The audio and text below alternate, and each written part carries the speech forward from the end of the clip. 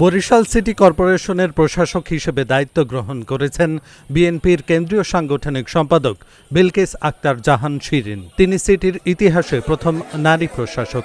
সোমবার দুপুরে বরিশাল কেন্দ্রীয় শহীদ মিনার চত্বরে দায়িত্ব গ্রহণ অনুষ্ঠান শেষে সিটি কর্পোরেশনের নগর ভবনে বিভাগীয় কমিশনার মোহাম্মদ মাহফুজুর রহমান তার হাতে আনুষ্ঠানিকভাবে দায়িত্ব হস্তান্তর করেন। এ সময় প্রশাসন ও বিএনপির স্থানীয় নেতারা উপস্থিত ছিলেন। দায়িত্ব গ্রহণের পর তিনি বলেন, জনগণের সহযোগিতায় একটি পরিচ্ছন্ন ও কার্যকর সিটি কর্পোরেশন গড়ে তুলতে কাজ করবেন।